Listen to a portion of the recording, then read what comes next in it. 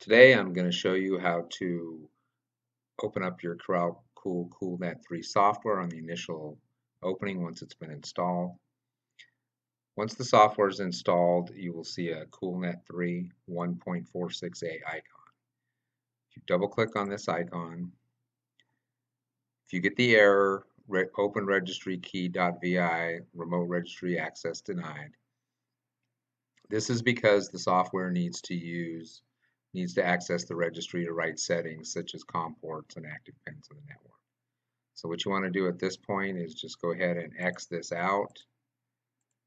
It's going to try, and then you're going to get another error, file permission. Just go ahead and continue.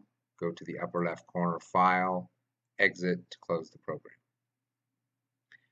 Next, position your cursor over the Koolnet 3 1.46a icon, right click, go to Open File Location. It goes to the directory where the executable file is. You right click on that file, go to Properties. In the Compatibility tab, select Run this program as an administrator. Click Apply, then click OK. Now you can close this window and double click on the software again.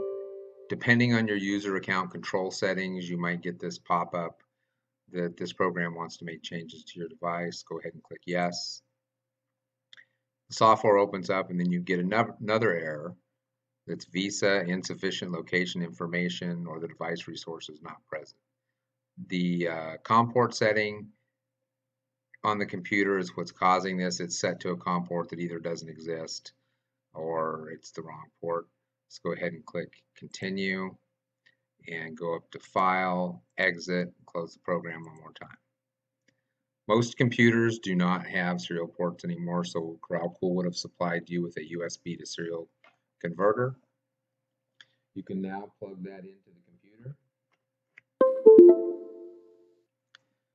Now, to determine which number was assigned to that COM port, go to right click on the Start button in Windows 10, go to the Device Manager.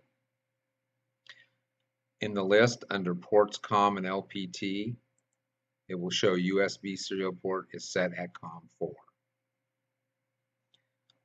So now you go ahead and close this. Another way to achieve this, if you're using Windows 7, you can go on your My Computer icon, right click, go to Properties, and then the Device Manager shows up in the left side and you can click it and you'll get to the same place. Close all this. Now, we know it's COM port 4, so we double click the software, we get the pop-up screen, click Yes. We're going to get the error again. Let's go ahead and click Continue, go into the Setup tab and choose COM port 4, hit Configure, OK, File, Exit, exit out of the program again. Now we're going to go back in one more time, click Yes. Now the program opens up, we have no errors, set to the correct COM port, it's got the right privileges, so it's ready to go. The next thing you want to do is go to the Setup tab, and you'll see 3 rows of toggle switches. This determines which pins that are active on your network. Now you will have addressed each board, each pin, given it a unique ID address. So let's say if I have pins 1, 2, 3, and 4, I click those up. I hit the configure button to save those changes. The pop-up window is going to tell me please exit program and restart for new configuration to take effect. Click OK, File, Exit, and OK. Go back into the program one more time. Program opens up and you're going to see the pins.